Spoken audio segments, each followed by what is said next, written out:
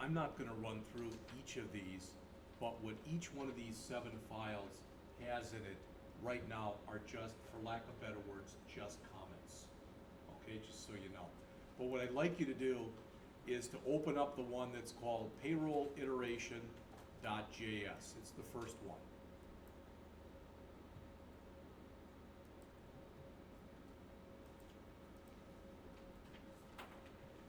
And there's a few things in here I want to explain to you. They may not make a lot of sense. All right. I have taught classes like this for a long time. And I've used a lot of different books, some of which I think were really good books, some of which I think were not such good books. All right. And for a while, what I did was, rather than having students get on and start writing code right away, we went through things like this first.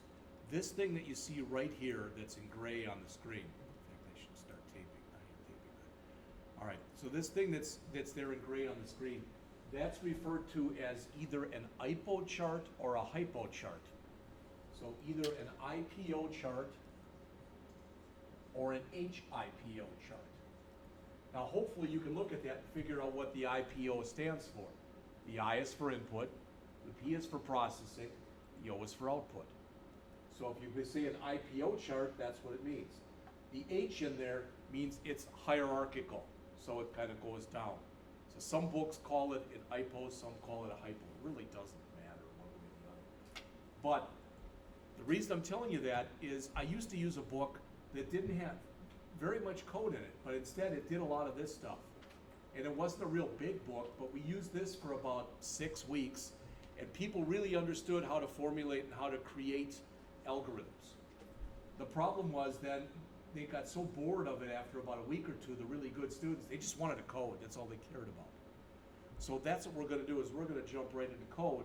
But in all of these examples, I'm showing you basically what we're doing in here. We're going to input a person's first name. We're going to input their last name. We're going to input the hours that they worked, and we're going to input their hourly rate. Based on that, we're going to calculate their gross pay. And then we're going to output, I don't know how I lost the word first name there, but it should have been there. We're going to output their first name, their last name, their hours worked, their hourly rate, and we'll even put in their gross pay. So the idea, what a computer does, what a computer program does, is it takes these outputs and takes these inputs and processes them into these outputs. Does that make sense? There are books that'll even show, literally. It'll look like this, inputs, and there'll be a box there. Then there'll be another box that says processing.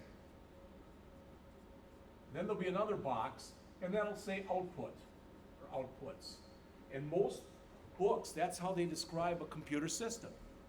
It converts stuff that you bring into a system, which is typically called data, and it converts it into information. And that's really what a computer system does. Now, underneath this IPO chart, underneath this input processing output chart that you see right here, you've got this stuff. All right. This is referred to as pseudocode. Anybody know what pseudo means? P-S-E-U-D-O means false. It's not real code. What pseudocode is it's kind of a cross between writing code and English.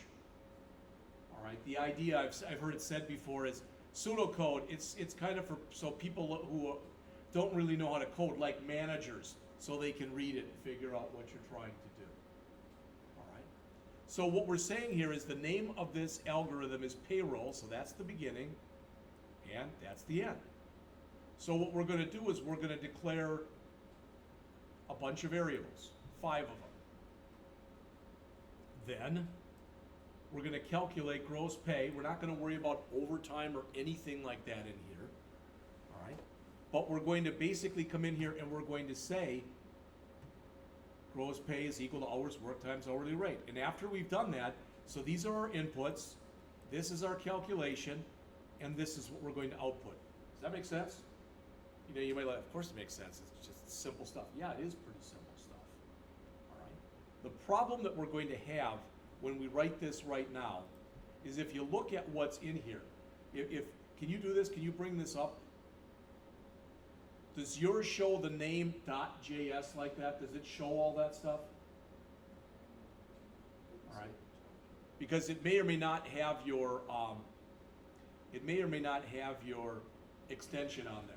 There's a way to do it, but I don't want to go through that with you right now. But to try to keep it simple, this is what we're going to do.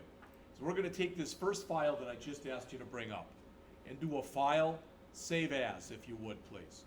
And now it should show the .js. Change the extension on the file. So we're going to save this file as the name it currently has, payroll-iteration, but .html. All right, and click save. Now it's going to look a lot different. Somebody tell me, if yours turned black like this, why is this black now? Give you a hint, the answer's at the top of the program. That's not an HTML comment. That's a JavaScript comment, right? So HTML comments are less than sign, exclamation point, minus, minus. Now it turned green. So we'll put that in there, and then at the very bottom, we'll put minus, minus, exclamation point. So we're going to take everything that we had in there and put it into an HTML comment. Does that make sense? Do you have to do that? Of course not. We could have started a new file, but now you've got all the documentation for that file you're working on. So we put this on the top, we put this on the bottom, and we saved it as the name of the file .html. Yours should have turned green if you did it correctly. All right. Anybody have a problem doing that wants to admit it? Can we get rid of the other comment for this? Yeah. Don't worry about it. You can remove that if you want to. It really doesn't matter. It's part of a JavaScript comment, so if you'd rather, you can remove it. All right? But I just want that in there so you've got what we're trying to do. All right? But I want everything in there commented out. Again, anybody have any problem doing that? Okay, that's fine.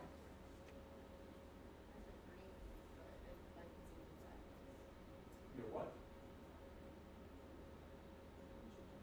Yeah, but if you take the stuff down here, you want to comment that out too.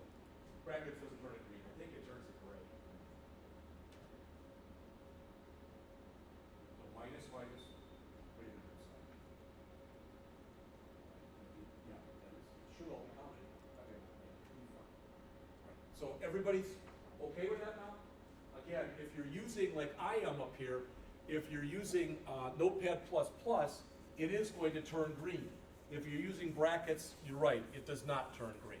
So it depends on the editor, your editor of choice right now. All right, let me close this.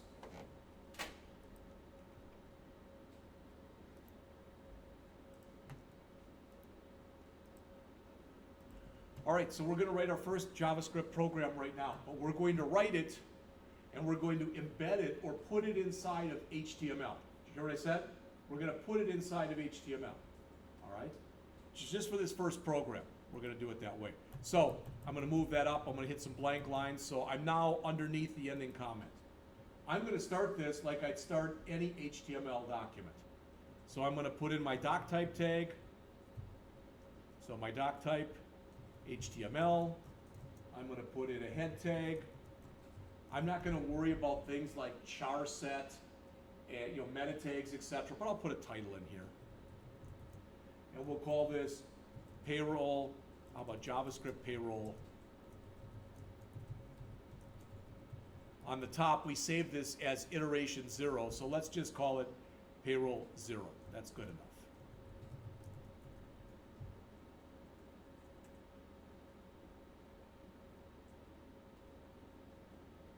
And that's good for our head section.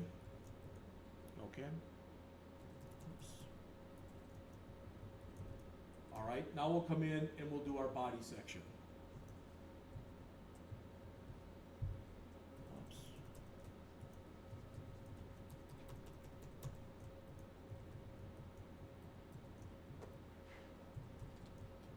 And hopefully what you'll get out of this is, this seems like a lot of work. All right, well, when we go through this in just a minute, we change this.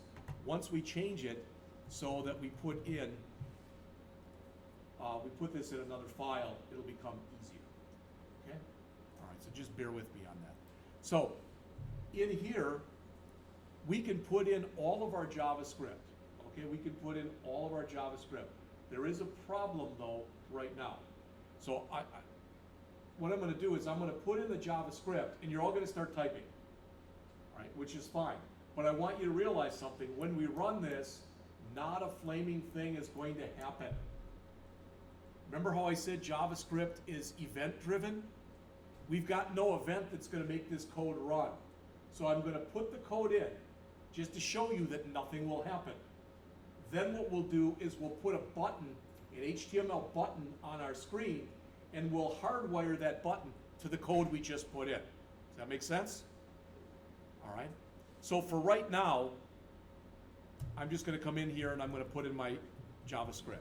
So it goes in between script tags. All right, and I'm going to put a bunch of code in here. Let's see if I can make that. That's about as big as I can make it. Hopefully everybody can read that okay. So.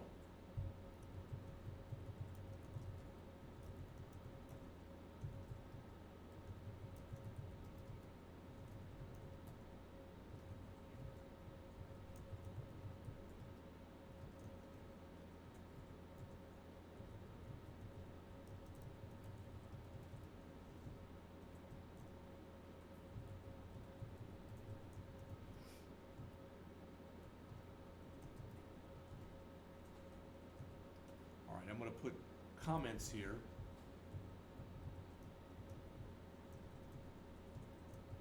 Employees, first name.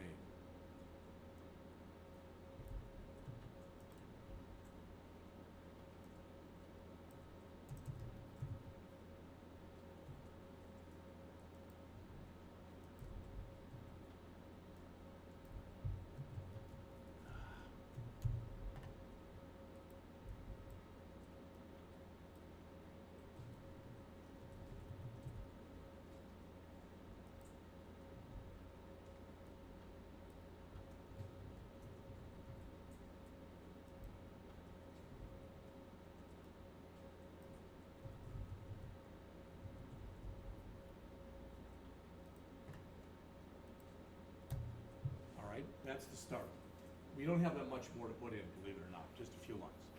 But just so if you look at this, if I save this now and I run it, nothing happens. That's what's going to happen when you do this. Nothing is going to happen. All right, but we'll put some code in there to make something happen. All right, now when we first do this, for the first time, this is iteration 0. So if you look at it this way, I'm teaching you how to swim, all right? And in this first lesson, all we're going to do is we're going to take our toes and we're going to dangle them in the water. That's it. So this is going to be a very, very, very simplistic program. We'll add on to this in just a minute. But for right now, let's give these values. So go ahead and put in your first name. Go ahead and put in your last name. For hours worked, I'm just going to put in 40. You can put in whatever you'd like. For pay rate, I'm going to put in 10. I'm just going to leave it like that. All right? Again, you can put in your own numbers. You can put in whatever you want to put in for that. All right?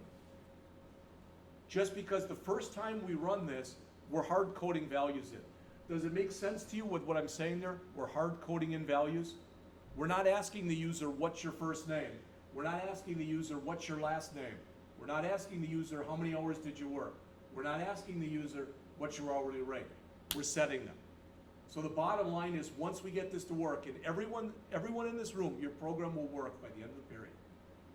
But every time we run the program, what's going to end up saying, at least in my case, is it's going to say, Jeff Scott, 40 hours, $10 an hour, $400. Does that make sense? Because we're hard coding those values in. When we get done with this and we get it to work, we're going to save this. And we're going to save this as payroll iteration 01.html. And then, instead of hard coding those values in, we're going to get input from the user. That's how we'll change between this copy and the next copy, all right, that we work with. All right, so I'm gonna come in here, since we've already set all this stuff up, I'm just gonna say gross pay equals pay rate times hours worked. All right, and I'll put a comment here too that says calculate gross pay.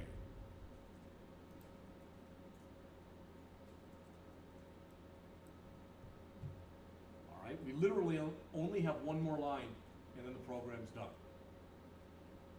right, I have a question for you. Do you think it matters if I say gross pay equal pay rate times hours worked, as opposed to saying gross pay equals hours worked times pay rate? No. Isn't 6 times 3 the same thing as 3 times 6? So the order in which you put those does not matter. All right? And the only other thing I'm going to put in here is going to be an alert box. So, show outputs, alert. This will be, I'm going to spread this out over several lines just so you can read it. First name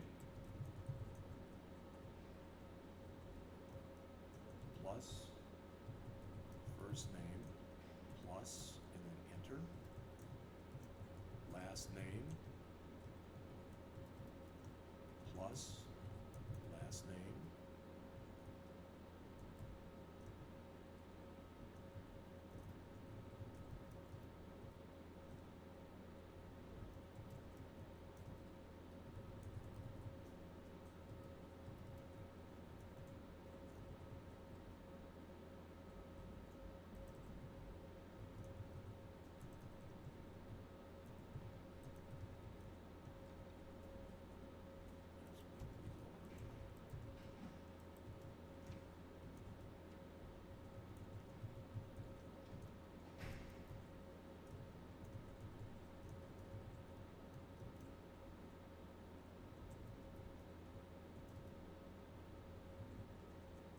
And we're going to add a little extra thing to this, and I'll explain what all this means in just a minute.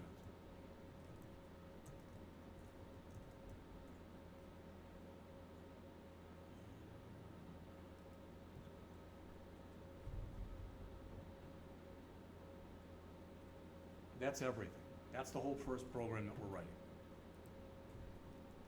So for those of you who may watch this tape but are missing from class today, all right, this is what we're doing as a class right now. So we came in, and first we changed the name from .js to .html. Then we added our HTML tags. Now inside of our body here, we're adding our script tags, and we've got our program in there. All right? Again, if I save this and go to run it, nothing happens. Oh, it is giving me this. Oh, it is saying, okay, the page says first name, Jeff, etc., all that good stuff. Oh, good, so it's giving me output. That's good. All right, I didn't even have to do anything. Did you notice the output if you look up on the screen here? I don't know about you, but I find that kind of hard to read because it ran everything together. So let's fix that. We'll do that in just a minute. I don't think it would run it like this, but it did, and that's fine.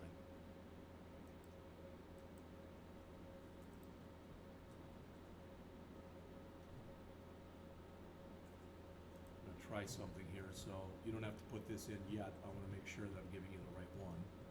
I don't know if you use a BR tag here or if you use this tag. We're going to find out right now.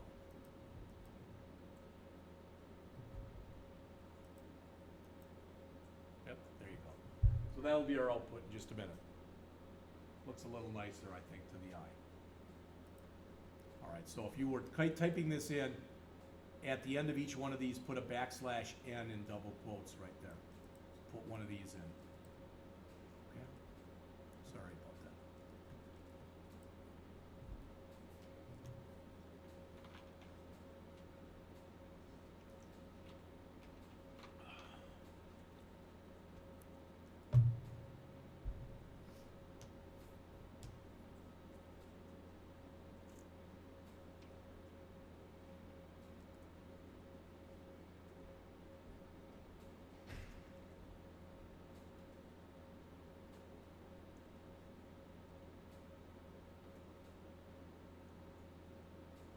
if you are running this in Notepad++, you should be able to just do a run and then pick your browser of choice.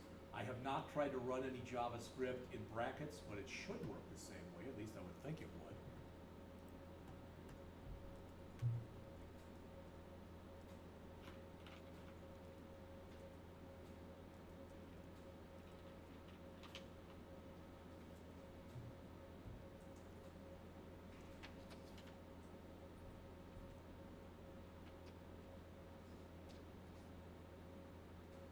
If you key everything in and you try to run it, it doesn't run, or you've got an error and you don't know what the problem is, please raise your hand, and then I'll try to work with you on that. You know, if it's your first program and everything works fine, that's okay, but it's to be expected that you're going to run into problems along the way. You got a blank screen? All right. Try running it, instead of running it in there, try running it under, bring it up in Notepad++ and try running it under there. It might be that there's something different you have to do if you're using brackets. I don't know. Mine's in Notepad++. And you're still getting nothing? I didn't get an alert until I just Right, let's look at your code.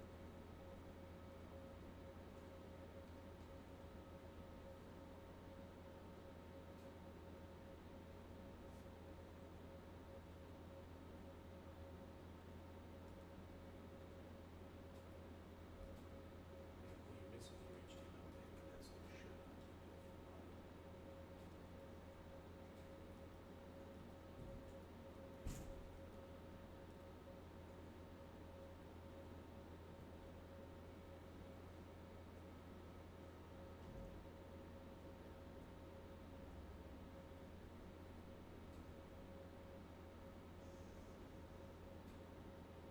Okay, these have to be backslash ends, not forward slash ends. That is enough to make it not work, and there's one other mistake, one other thing that needs to change all those. And then after each one of these, put a space and a plus sign. After the first name line, after those three lines. So, no. After the backslash n that you just put in, hit the space bar. After, so put your mouse after. Now hit the space bar. No, not inside of the double quotes. Outside of the double quote. There you go. Now just put a plus sign. And do the same thing on the next line and on the next line. Now save it. And now try to run it under your browser of choice. Oh, why put run? There it is.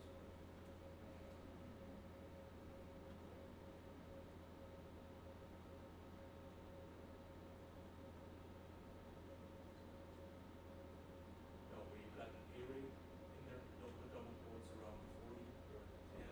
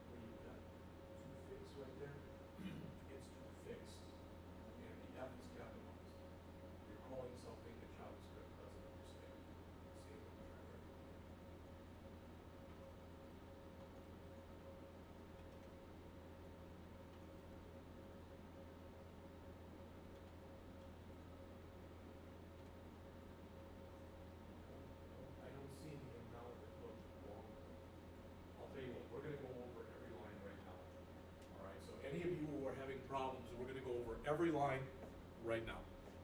All right? That said, I'm not going to go over the comments because I already did go over those. Okay? I'm not going to go over the HTML because you should, everything that's in here that's in gray, you should all know by now. I hope I'm not assuming anything I shouldn't with the doc type, the head, the title, the ending head, and the beginning body. All right? So in our body, this is what we have. Beginning script tag, and make sure you've got a beginning script tag and an ending script tag, and make sure that you spell script correct, everybody. I'm not saying, you know, you or you or you, I don't mean that. And make sure you got a slash, forward slash before your ending script tag. All right, I'm going to assume you have all that. So I want to just concentrate on the code that's here. We are declaring 5 variables. All right? You can see what their names are. The convention that I want you to follow, and some of you have already broken it, it's okay, but I want you to follow it, is when you run words together like this, the first word is all lowercase, the first letter of the next word is uppercase. That's called camel casing. That's the way that virtually everyone who codes today codes. You will see, if you look up on the screen here, I don't want you to do this, but what you will see is there are people who will do it like this.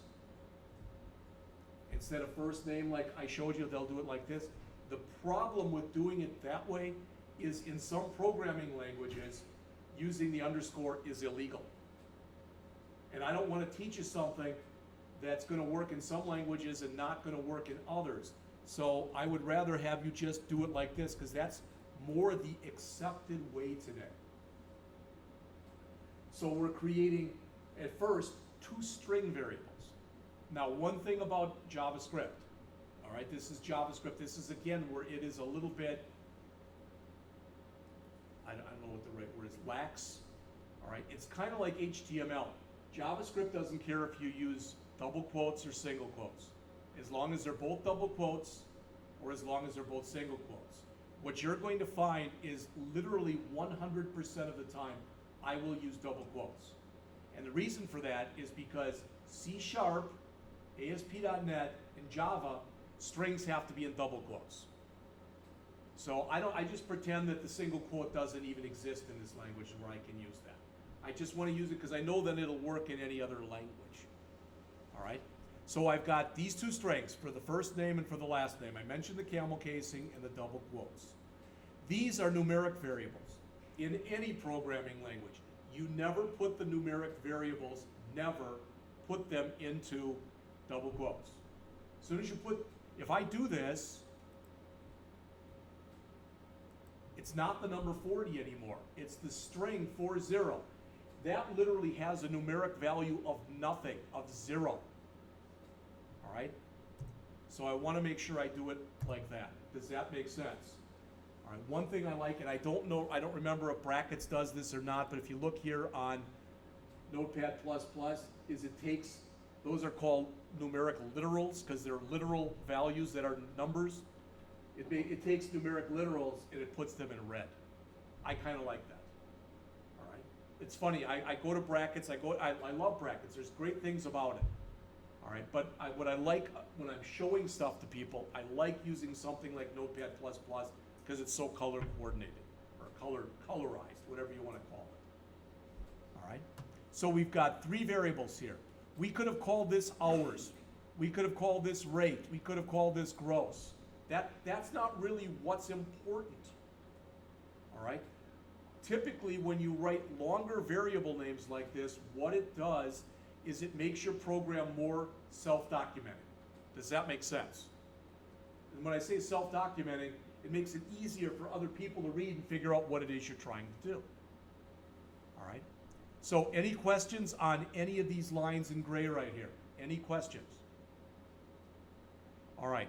Then we do the calculation. So gross pay, which we'd set equal originally to 0, we're now setting equal to pay rate times hours worked. Now, please look up on the screen here. No one asked this. It would have been totally legit to have done that. We could have done that and immediately given it that value as opposed to giving it 0 and then resetting it. To be honest with you, the reason I did it like this is so it showed on the screen a little easier. That's all. but it is important that you get used to. Some languages, if you don't initialize, this is called initializing a variable. When you say that the variable name equals something, I would read this as gross pay equals 0. That's how I read it, and I think that's how we all read it. But literally what it means in any programming language is take 0 and assign that value to gross pay. Because the equal sign in virtually every programming language is known as the assignment operator. And the reason that that's important is if you remember what I told you before, when you're checking for equality, you use 2 equal signs. If you use 1 equal sign instead of 2, it's always true.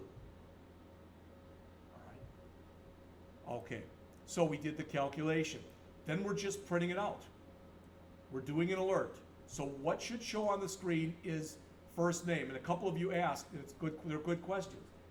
Anything you put in double quotes like that, that's just a string you want to print out on the screen. You don't have to put it in upper or lower case. You don't have to run it together. This, variable name, variable name, variable name, variable name, variable name. These literally have to be the way that they're set up in here. Anything that's in double quotes, and again, that could have been single quotes for JavaScript, but anything that's in there, that's just how we want it to look. All right?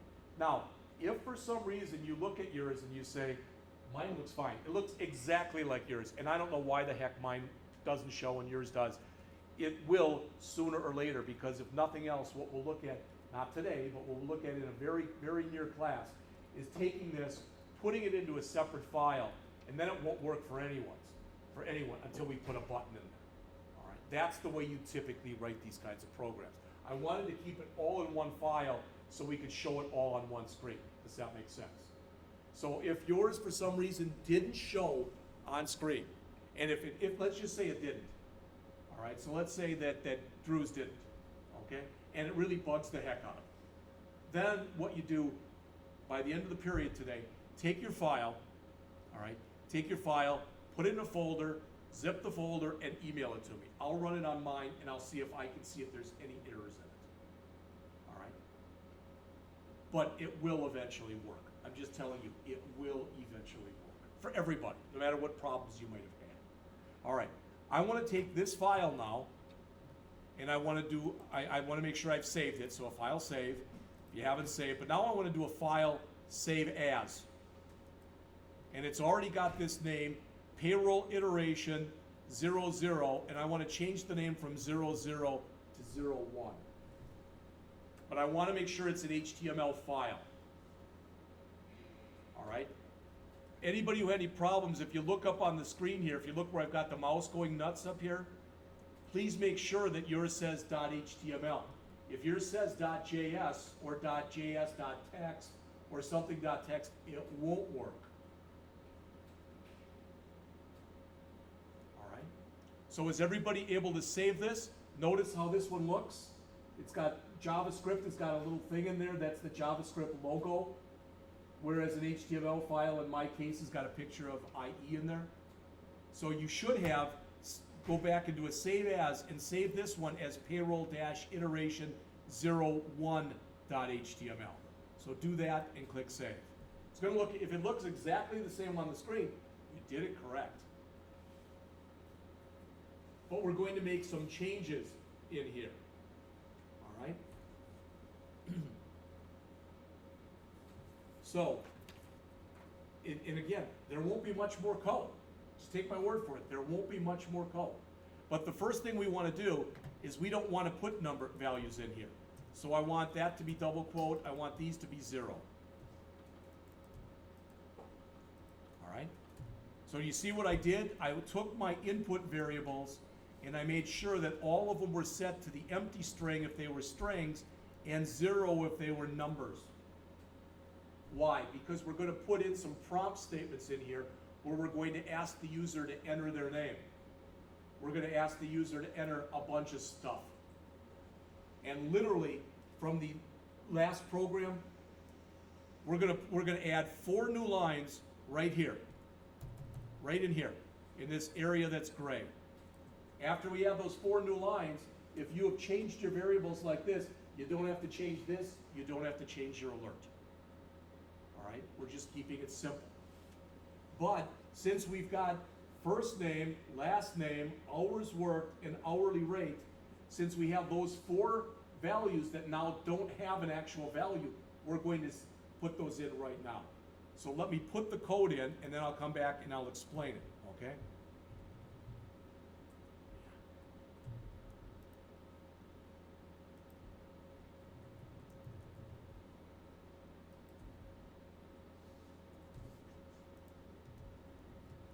And again, it'll look a little funny.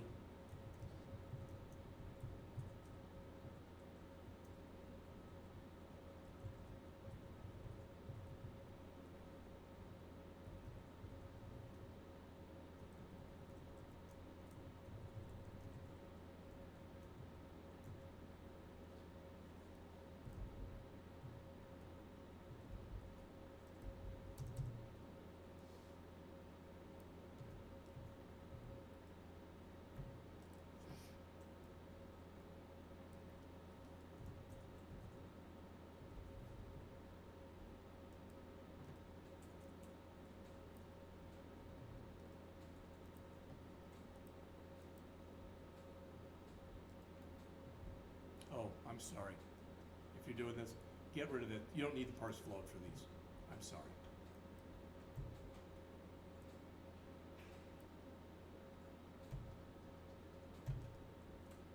But you will for these.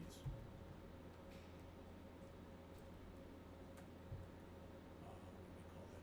HRS worked, I think.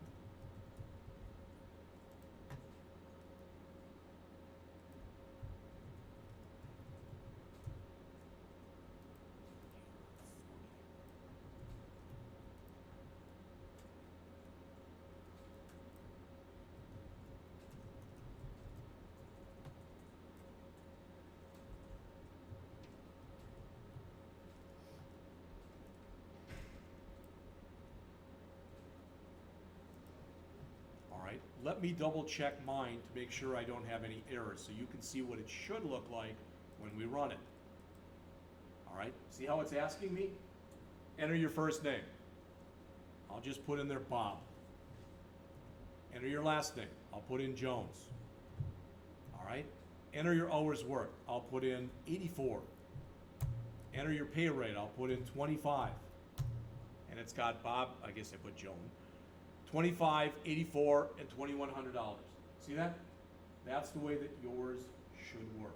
Now, if you run all this and it didn't run when you did it the first time, it probably won't run when you do it this time. All right? So again, those are all the changes we made. Those were the changes in the variables, and this is what we added afterward. Hopefully, I would think everybody can read that okay. I know it's still a little blurry, but that's not too bad. I'll give you 5 minutes to do this, and then I'm going to spend about 10 minutes or so, going over the program.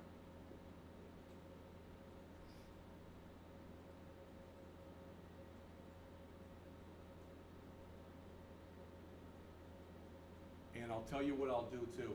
I'll take my copies, the ones that I just created, I will email my copies to each one of you. So if for some reason yours doesn't work, then try the one I did. If it still doesn't work, I'm not sure what the problem is. But you can see that they work fine on this browser.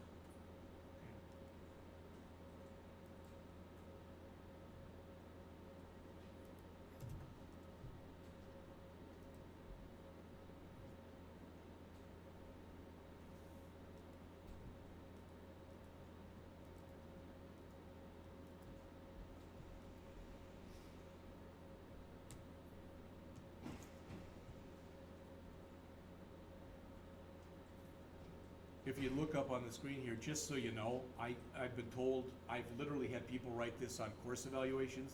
Man, you're way too anal. But I do like stuff to line up. There's no reason at all why I have to have this many blank spaces between pay rate and the equal sign. If that bugs you, then don't do that. Some people are anti-anal. You know, that they just like to have as little space in there. I like when stuff's lined up. To me, it makes it easier for me when I'm trying to debug it, if everything is very much, lines up. You may or may not agree with that. Again, if you're typing it in, you get done, especially if the first time you did it, it ran, and now you're trying it and it's not running, you're not getting a prompt statement or whatever, please raise your hand. Can you all look up here for one more second? I just want to show you one more thing. I'm going to run it one more time. And I'm not going to put any inputs in. I'm going to leave first name blank, I'm going to leave last name blank, I'm going to leave hours work blank, and I'm going to leave pay rate blank. Notice the NANs I get for the numeric values, not a number. The other ones are just blank. It thinks that that is the first name and the last name. For the first name, I could have put 25 in there. For the last name, I could have put 67. And it would think your name is 2567. It has no way of knowing, all right, because we're not doing any validation right now, all right? But this is NAN. That's a good thing because in all the other programming languages that you learn, C# next semester, Java, a year from next semester, I guess, if you leave them blank or you put in something non-numeric, all right, the program blows up. It literally will just stop right there. So I put in routine analysis, how did it give me NAN? Is that normal too? It gave you what? NAN. NAN? No, that's not normal. We can take a look at it though. All right. And you can even put negative numbers in, which doesn't make sense, but the system has no way of knowing because we didn't put any validity checks in here. All right, yes. So, what's the reason for putting the parse float? Okay, For well, I'm going to go over that, but just so you know, what's the reason for doing this? Anything that you put in a prompt statement, anything, is not a number. It's not numeric. It's automatically a string. That's why I put it in here in double quotes. So if we want to convert it into a floating point number, which is a number with a decimal place, you use parse float. If they were only whole numbers, you'd say parse int instead of parse float. So everything that's been changed on this program is shown on the screen. And typically, I would say that probably the mistake has got to be in your gross pay line. This works fine, but I changed the hours worked for the pay goes from 15 an hour into 10. So it works okay with 10, but it doesn't work with 15. Yeah. So it's great.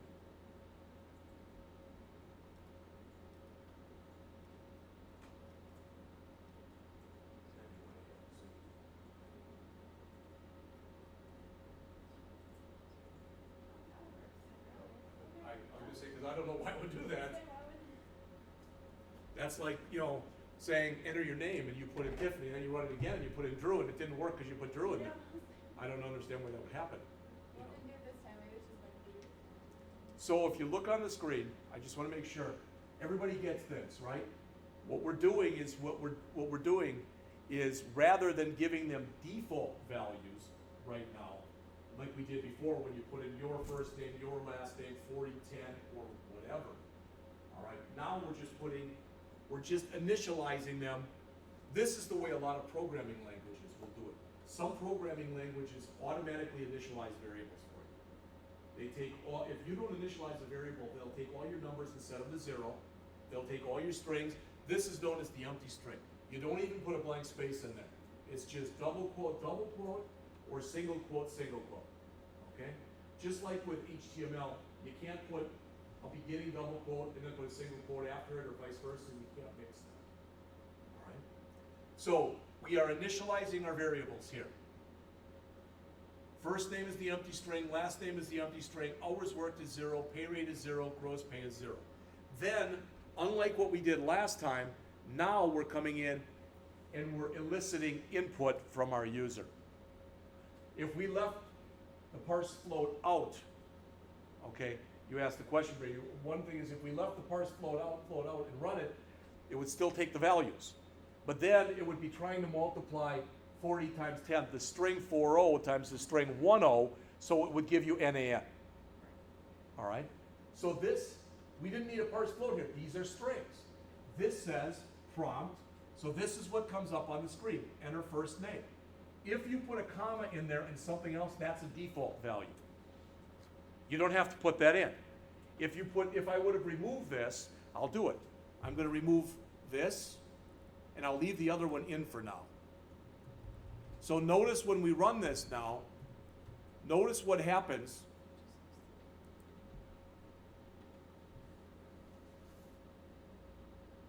Maybe nothing happens. Wonder if it's because I hadn't saved there. See how there's nothing in there now? Before I put a default in there, I said first. So that's just some default text you put in. But if I go back again, it's not gonna run right, but it's fine. All right. If I go back again into here and I change it back to where it was, okay, that's what it looked like before, not firsts, first. So if I do that and I run it, notice it's blue, which means it's selected. So as soon as I start to type, that's going to be removed. I don't have to go in and hit the delete key. I could, but as soon as I start typing, boom, it changes.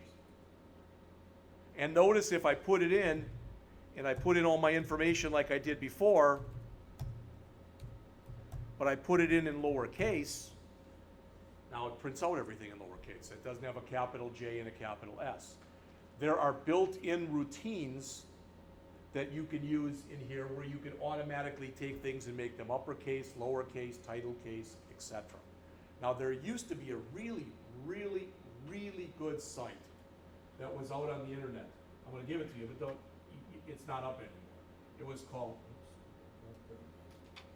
was called Hunlock, and I don't know what that means, if that's someone's name or what.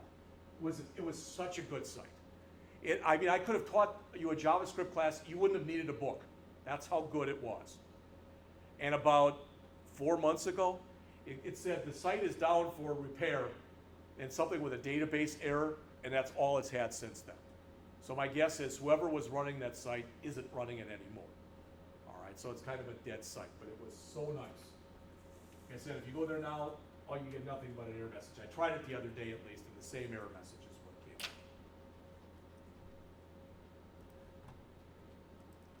So, for these two, we don't have to convert them. They're already strings. So we use prompt, but we don't need that parse float. All right? So this literally prints on the screen that little box that says enter first name. And inside of that little box that's in the box, it's in blue and it says first. And there's an OK button. But whatever I type in there, that's what it's going to assign to first name. Does the same thing, and it's going to assign it to last name. Then for hours worked and pay rate, those are both numeric variables. So in both those cases, I want it to only work for numbers. So I'm saying that this says parse, which means convert. Convert whatever I enter in here into a float. If you can't convert it into a float, you're automatically going to call it that. NAN. It automatically does that for you. All right? And that's the way NAN for not a number. That's how JavaScript shows that you're trying to do something numeric, but whatever you're trying to do it to doesn't have a number in it. Does that make sense? And typically you always see it like this. I don't even know if it works if you leave those double quotes out, but I always just put them in because these are strings. But we're saying grab these strings and parse them or convert them to a float. So notice the parentheses. It does first what's in here. It does the enter pay rate, which is part of the prompt. Then it comes out here and it says, oh, there's more. Then it does the parse float based on that. Does that make sense? All right. What you're probably going to find, unlike the HTML that we did, this is going to be more dry. And what I mean is, it's not going to be pretty. You know, you're not going to be writing, you're not going to be putting images in here, etc. All right? At least at first. Like I said, we'll go back to that website that we created yesterday, and we'll go and we'll add some JavaScript stuff to it, and then we'll put some images and stuff in there. Is there anything on this program or anything that's on the last program, all right, that you don't understand?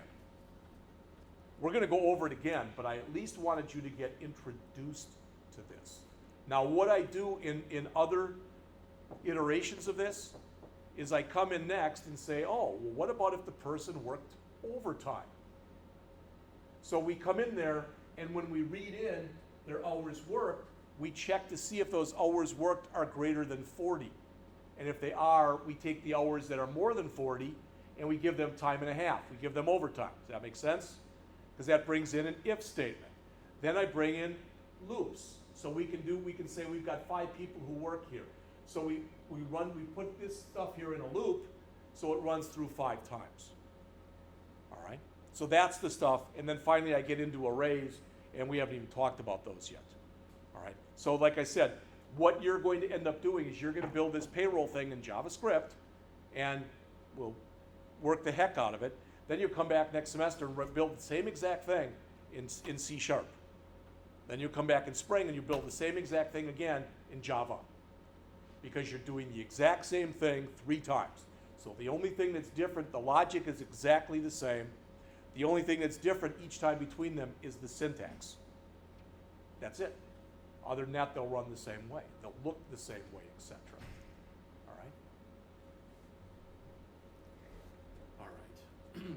I have not yet done the answer key for what I passed you out today, the chapter 13 stuff, and I wanted to look and let you know, because so we've gone over these already. We've already done the stuff for 10.6, even though it's 10.4. All right? Tomorrow when you come in here on the 5th, again, it's guaranteed, I will have everybody's test grade, okay?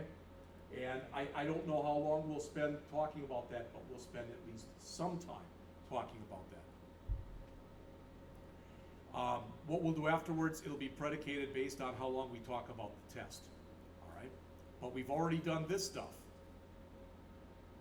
So we've done the stuff for Thursday. It does say on here, you're supposed to complete all the labs for chapter 13. Now, I don't know what this is.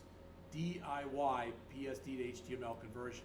I haven't seen that in the stuff that Evan gave me, so I'm gonna look for that today, because you've got a whole day that you get to work on that, so I better find out what the heck it is. There's another day to work on it. There's another day to work on it. And there's another day to work on it. So it'd be nice for me to know what the heck it is. All right, I haven't seen that in the stuff that he gave me. But please look, because we're already talking the 13th. That's next week. All right, you're gonna get a midterm, and you're gonna get 1, 2, 3, 4, 5 entire class periods to work on it. I don't know what that is either. I don't know if he gave me that. Otherwise, I have to write it. I don't mind. But it'll be you creating a site. That'll be your final, and that there will be no JavaScript on there. It'll be all HTML and CSS. All right. However, when we get to the end of the semester, now if you know, we go all the way till the Monday the 19th. A bunch of the instructors were complaining the other day, why the hell do we have students come back just for a Monday? But on there, you will have some kind of a final for JavaScript. All right? But if you look on here, last thing I'll tell you, because I'm finished.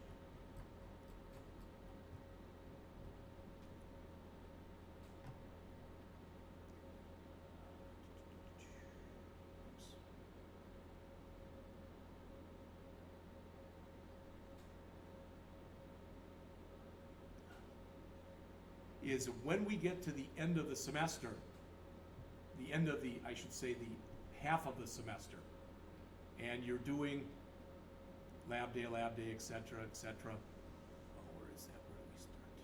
There, midterm. I'm supposed to meet individually with each one of you. We're talking 5 minutes. Probably I'll have you come into the office. It's right around the corner. All right, and let you know. I didn't mark, because you couldn't control it today. I didn't mark you as late or anything. But if you're at all in any kind of problems with the attendance policy or anything else. The other thing, and I may have mentioned this to you at the beginning of the semester, I may not have, I don't remember. But when I come through here and I do the inside ranking, there's 2 things that I'm supposed to be doing every day in here. One of them I've been doing religiously, one of them when I get around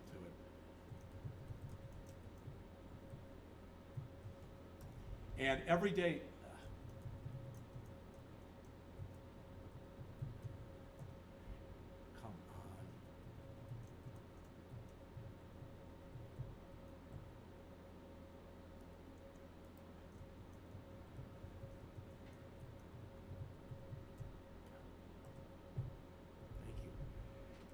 So every day when I come in here, I've got to go in like this, and I got to do attendance. Okay, there was the attendance for today. Amin wasn't here, Eric wasn't here. All right, everybody else is present. I can go on any one of you, and not to pick on him, I'll just pick out Evan here. And it'll show me that he's been here every day. That's the kind of thing I'm supposed to discuss with you at that meeting. The other thing is, if you weren't aware of this, and I think I mentioned this to you before, but just in case I have not, is when we go through here for any course, and I'm going to go back one more. For any course, I'm supposed to give you a work ethic grade for every day that you're here. By and large, it's a 1 to 3. Okay, it's 1 to 4, and it's 1 to 3. 0, which means negatively observed. So if you come in here and you start yelling or whatever, I don't think that's ever going to happen. But all right, a 1, which means not observed. So technically, if you're absent, I could give you that. All right, positively observed 1 time, positively observed 2 times. The bottom line is this: you end up getting a work ethic grade at this institution. If it turns out that you come into class and you're always belligerent, it's not been a problem with anybody in here, but you come in here and you're disruptive, etc., I'm supposed to grade you, and not really on this scale, on a scale of 1 to 4, with 1 being the worst and 4 being the best. All right? As an example, okay? Yesterday, Brady got a 4, because he not only helped me, but he went over and helped Evan also. So when you go above and beyond the call of duty, you get more than an average grade. Does that make sense? Now, if you go through and you just come in here and you just work your butt off and you get an average grade, that's fine. That's not any kind of problem. There are students who come in here who finish stuff early, like to walk around and say, hey, you need help with anything. All right? And that's the way some people work, and that's not the way other people work. And it's okay either way. But I'm just telling you that someplace in here, and I can show it to you. It's not a big thing. But I do have, this is a thing that Charles created, which is a spreadsheet. And I've got it through probably around, I don't know, the 20-something of September. But what I've done by and large for virtually every day is you've all just gotten the average grade. All right, and there it is. So there it is. No, that's what it is. Pride in performance. Do you get along with others? Do you have a positive attitude? And they've all been fine. And I even told Charles, I said, I think I've given people 10s almost a lot. He said, that's what you'll do. Unless you have people who come into class that are starting trouble, or you have people in class that are really going out of their way to help other people. He told me that he had a student that a couple weeks ago came into class and was just in a bad mood, having a bad day. He got a 1. A couple days later, he came in and everything, whatever his problems were fixed. He was walking around helping other people. He did that the rest of the week, so he got all 4s. But just so you know, there are technically this does not go into your transcript. However, if you get all 1s, which means that you don't meet the minimum, then you've got to fix that, because they've already had it set up here where people don't graduate because their work ethic grade is too low. Even though they're not given it, it doesn't show in your transcript, it's too low. So how do you fix that? Then you literally have to go to a 1 or 2 day class on how to be a better person type of thing. I have no idea. All right. And if you go there, that basically is proven that you go up to a 2. That's how they do it. All right. So just so you have a clue as to what's going on here. And this is so much different. The school I used to work at, no dress code. I'd have women that would come in there and they would be braless. I would have men who would come in there who should have worn bras, who were braless. All right. I had people who come in there with rips, shirts, pants, you name it. All right. But what they're doing here is what the local business and industry wants. And I just talked to a couple people last week from business and industry who said, I love coming in here, unlike the other schools, because it's not a uniform, but the people they all look professional. And it's kind of neat because you look the same as the students, and they like that too. Again, everybody's different. Some people may not like that. All right. So if you're wondering why certain things are done, that's why. All right. That's all I have. So again, we'll pick it up. We'll pick it up tomorrow, either right there. Plus, we'll go over the test.